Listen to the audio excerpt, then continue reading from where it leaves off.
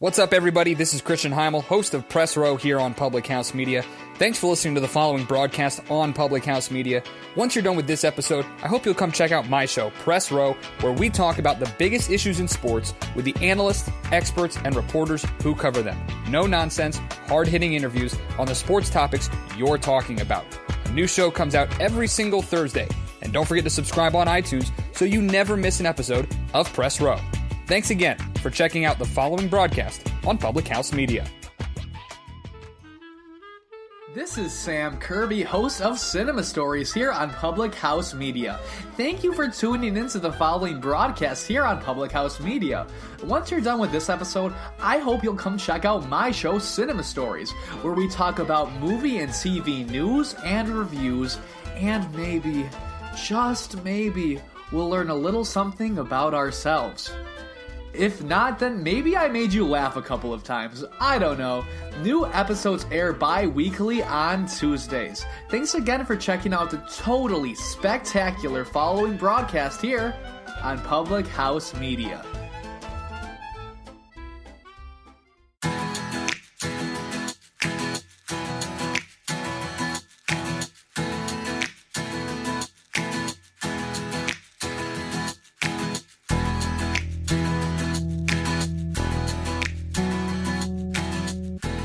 What is up, everyone? It's Julianne Condia here, and I am just overflowed with joy.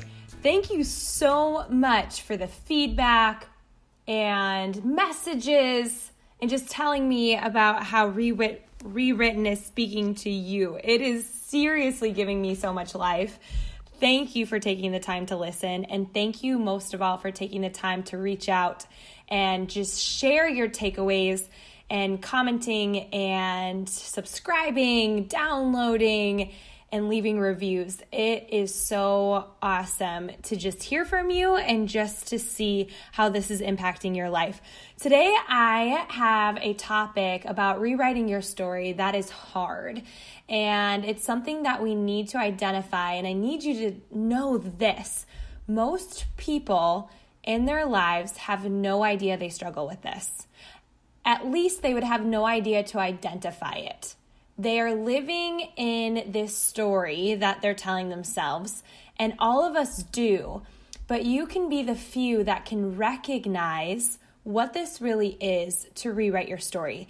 And it's called a paradigm or a limiting belief, and we all have them. If you think about this, our thinking process is majorly subconscious, and our conscious is so much smaller. So we have all of these thoughts and triggers and feelings that are all happening without our self being fully aware.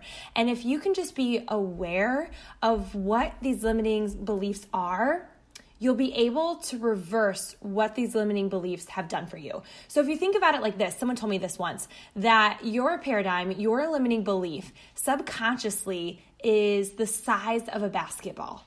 And your conscious mind is the size of a golf ball.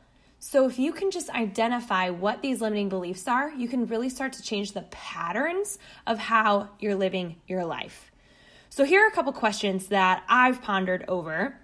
What stops us from moving forward, from taking action, from being our best, right? And then what controls and determines the quality of our lives? And why do we do what we do? Ultimately, there's this pattern. We think, then believe, and then act, and then we get results. So what if our focus and thoughts were on such amazing, wonderful, life-breathing things? It would change our beliefs and how we feel, and then therefore we take different actions that are going to produce amazing results. So what stops us? What stops us from moving forward in life? And it's fear. And fear is a made-up behavior. Fear can destroy and immobilize us from taking action. And we all experience it at some point in our lives. And maybe it's failure, rejection, heartbreak. Maybe it's even being massively successful. You feel like you can't outdo yourself. You feel like you've gotten to your capacity. Maybe you just fear love, losing love, being alone. Maybe it's the uncertainty of life, the unknown. You have no idea, the future. You have no idea what's about to happen. And these fears create these limiting beliefs. So for example, my top 2 limiting beliefs are, or were, because I'm really working on it, is I'm not smart. And this stemmed, and it's usually stemmed in childhood, you guys. So for me, I remember it's 2 things. So I'm not smart. I don't believe that. That is so not real. But I have played that story in my life so many times. It all started with being held back when I was in kindergarten. And when I had to go through school, I was always a year older than everyone else. And they would always ask me, and I was embarrassed. And so that made me not feel smart. Number 2, my 7th grade teacher made fun of me for mispronouncing a word.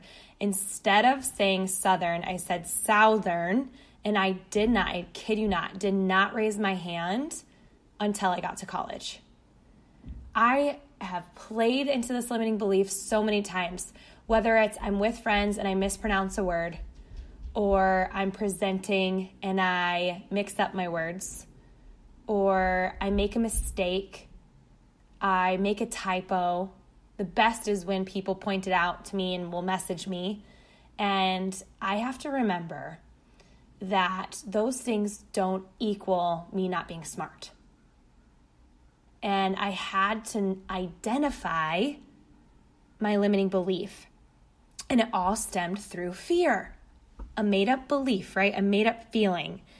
And then my other limiting belief is and was, money is hard to come by. And this stems from childhood. Never having enough. We were always paycheck to paycheck. Checks they weren't going through, you guys. We were praying at the grocery store every time we were checking out, not sure if it'd go through. And cars were breaking. We could never fix them. I remember our electricity shutting off a few times.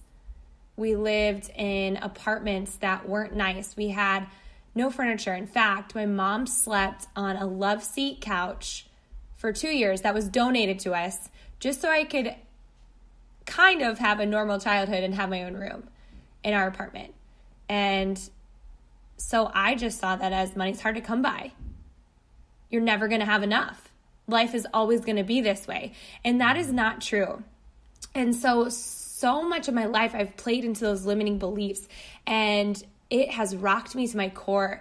It has stopped me from truly chasing my dreams. It has allowed me to get so in my head and create this self-sabotage. But once I started learning more about this, and once I was able to identify that I had these limiting beliefs, I was able to recognize them. I was able to bring them out of my subconscious into my conscious and realize that that is not true. And then once I did that, I could start reshaping my focus.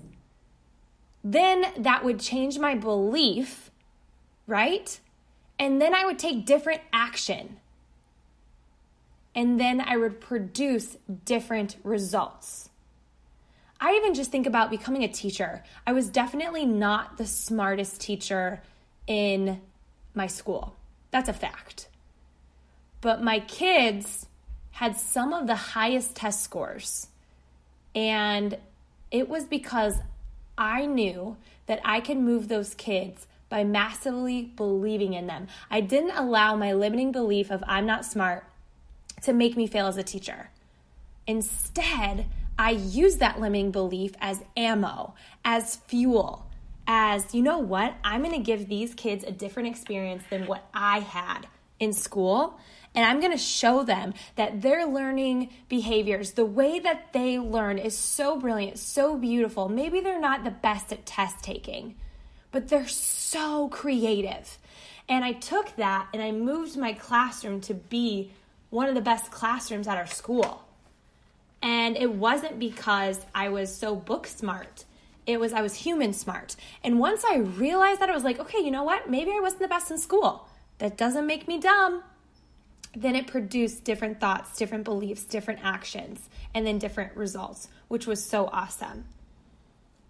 And then we have to think about what controls our lives are the meanings we associate to the things in our lives, which is shaped by what we think and our worldview. These beliefs and values that we've created, because these limiting beliefs that you have, and I really encourage you to think about it, and I need you to know this, any limiting belief all comes down to one to two things.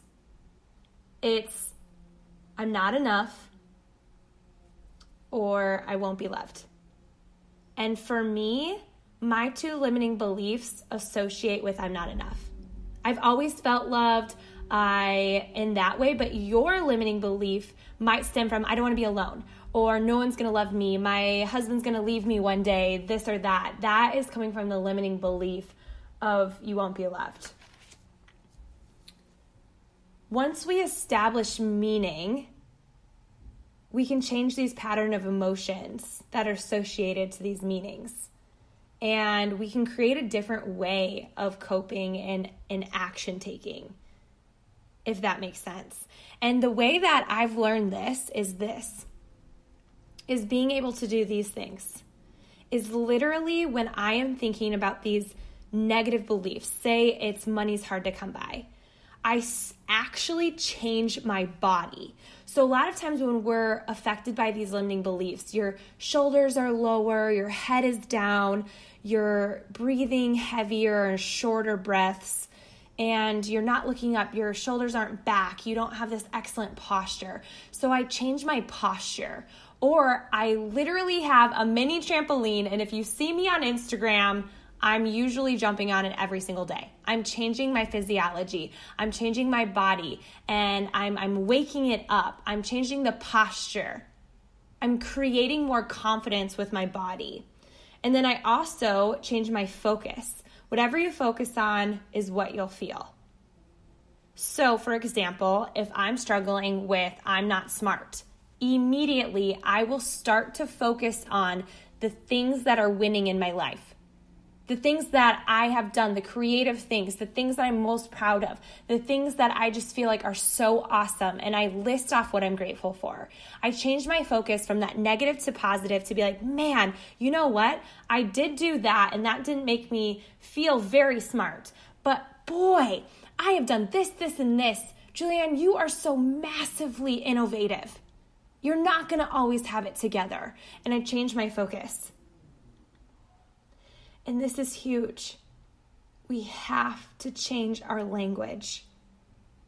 If you keep saying, I'm not smart, I'm not enough, you're such a loser, I'm so fat. First of all, you guys, you have fat. You are not fat. Does that make sense? You are your name. You are your soul. Just a side note. But you have to change the pattern of your language. If you are doing something and going after something, expect challenges. Just because it gets hard doesn't mean you quit. But you have to start changing the language. Instead of, I hate it when I do that. I'm going to be like, you know what? I'm going to roll with that. That's just going to make me a better leader, a better mentor. Struggles happen. I'm just going to deal with it. It's all good. You have so much to be grateful for today, Julianne. You can at least move your body, because at the end of the day, you guys, whatever your struggle might be, someone else in the world has something so much worse happening to them with a better attitude. We are 100% in control of how we feel. But in order to feel like you're in control, you have to first identify that subconscious behavior, thinking, and beliefs. And once you do that, you are going to change your entire world. So what I would love for you to do is, after you've listened to the show, I want you to either message me, DM me on Instagram, or even comment below on this podcast and share with me what beliefs you feel like you've been falling into subconsciously. And I would love to help work through those. And I just want you to know this takes time. This takes time. But clarity breeds confidence. if you can at least identify what those limiting beliefs are, you'll be more aware of them and you'll see how much they're truly affecting every decision, feeling in your day. I'm so excited to bring more back to you next week. Thank you for listening. Please leave a review, download this podcast, and just know this is for you. I want to help you rewrite your story because it matters. You matter. Have an excellent day.